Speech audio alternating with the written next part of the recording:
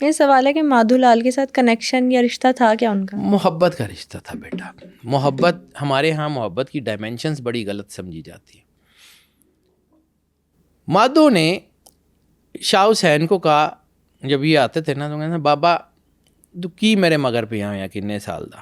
یہ پنجابی کی ان کی آپ کی جو ڈسکشن ہے اس کے وہ ایک کتاب ہے آکھیا شاہ حسین نے, اس میں یہ کچھ واقعہ لکھا ہوا ہے. مادھو نے جا کے کہا کہ بابا آپ بھی تو بے عزت ہونا ہے تو میں نے بھی بے عزت کرانا ہے, تو کیوں میرے مگر پہ آئے؟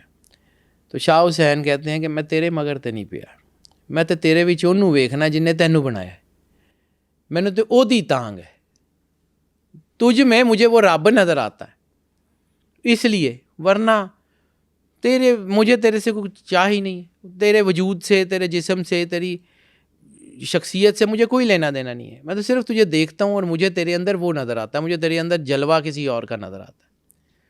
یہ جملہ جو تھا یہ مادھو کے اوپر اثر کر گیا تھا. میں تیرے لیے تھوڑی آتا ہوں.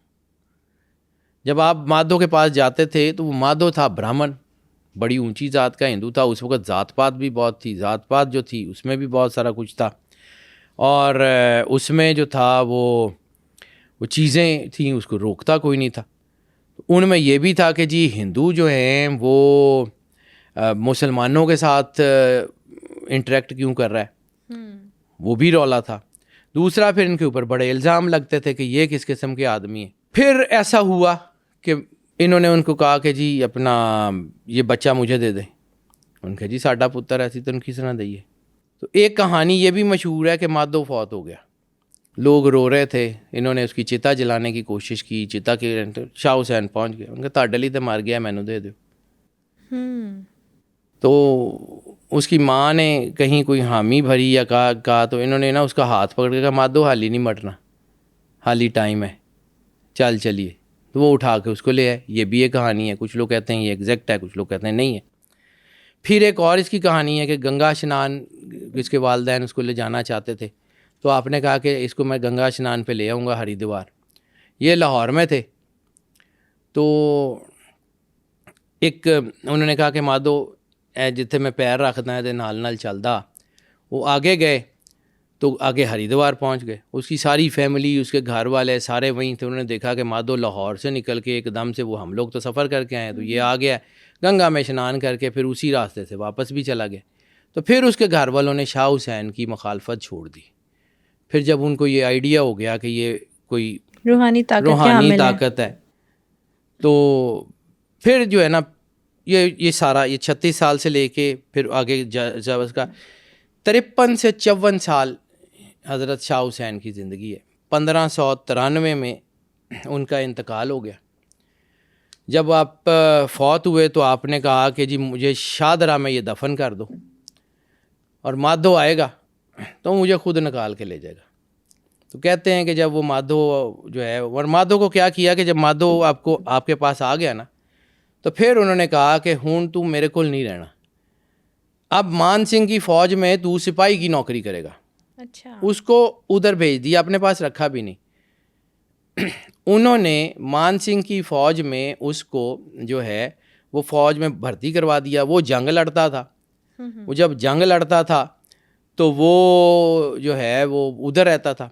ادھر سے شاہ حسین کا انتقال ہو گیا.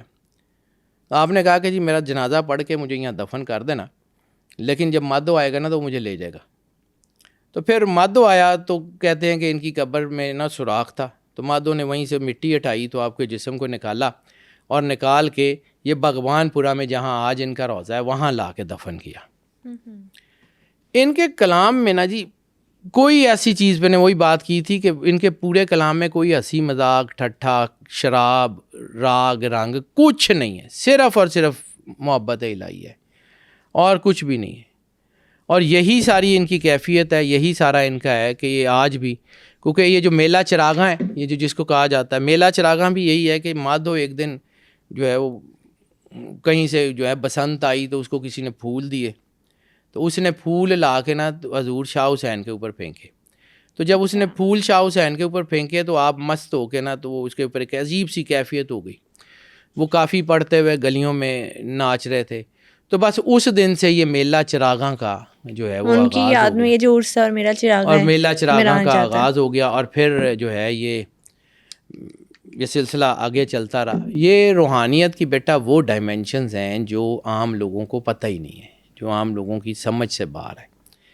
اس لیے میں نے کہا تھا کہ شاہ حسین اتنا آسان نہیں ہے، شاہ حسین کے کلام کو سمجھنا بھی اتنا آسان نہیں ہے، یعنی ان کے جو کلام میں میجر جو چیزیں ہیں جو اہم ہیں، اس میں جو ہے یہ میں نے آپ کو سنایا تھا، ربا میرے حال دا محرم تو، اندر تو باہر بھی تو، روم روم وچ تو ہی تانا تو ہی بانا، میرا سب کچھ تو، کہے حسین فقیر نے مانا، میں نہیں سب تو۔